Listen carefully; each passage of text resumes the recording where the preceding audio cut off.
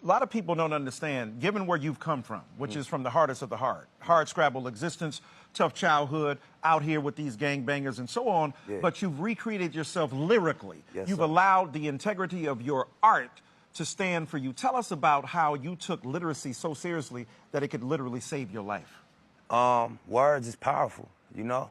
And I think that the ability to articulate, you know, you can really impact people. You know, with words. Obviously, you're a clear case of that. Both of y'all, you know, being in as an author, as a TV host, and just somebody that communicates for a living. So I just think that having an experience, a human experience in LA, and just in the streets and the real culture coming from gang culture, and articulating that through music, became inspiring to people that's in that life. Right. And even people outside of it. Not to cut you off. No, I don't want to cut you off. Yeah, no, it's an important point.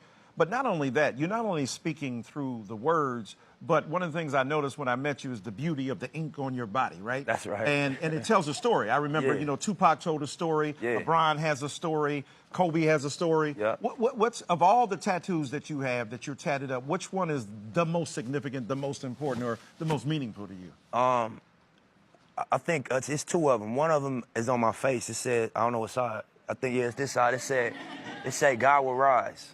And so, you know, when I was like 27, I was just riding around with one of my homegirls, and she asked me what my name meant. My first name is Ermias, and it's an East African name. And so I was just like, you know, it's a common name back home, I guess.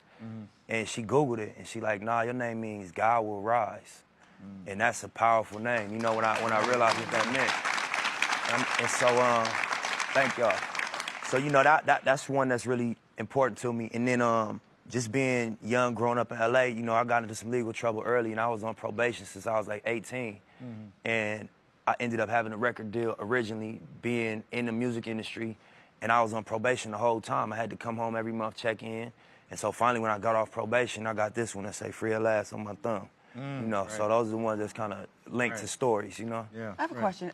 You really were about that life. A lot of people pretend to be, and you got out of that, and you are a huge success. What would you say to people that are out there with similar backgrounds that want to make their dreams come true and stay in the course? I think as human beings, everybody has a natural gift and a natural passion. But then you go outside and you get influenced, and you feel pressure from what's going on outside. And so, you know, I read one time, like, would you rather be at war with yourself and at peace with the world, or at peace with yourself and at war with the world? And that was powerful for me, you know what I'm saying? Right. Yeah. Now, speaking of which, Claude and I were talking backstage, one of the things I love about you is that you bring a sense of authenticity. It's portable. It doesn't get stuck in one place. I remember a line from Jay says, I don't want to be in the project hallway talking about I'm in the projects all day, right? That don't make sense to me. Because when I was in the hood, now I don't happen to be a rapper of your magnitude and skill. I got amateur raps. I do some You got bars. You got bars. Don't downplay yourself, man, you know? I got a couple bars when they open and got some drinks. But the thing is that you represent such authenticity and power of that. What do you say to young people who get fixed on that as the ultimate be-all and end-all, as opposed to doing what you did, which is use it as a transformation into something different? I think you said it. It's about just the authenticity and the honesty. I'm not in, you know, a culture of going outside hustling every day no more. I'm not in a culture of, you know, being involved with gang activity anymore. At that moment, for me to make art, I had to reflect on reality, you know? And so it would be untrue. If I was talking about balling or talking about owning businesses, I didn't.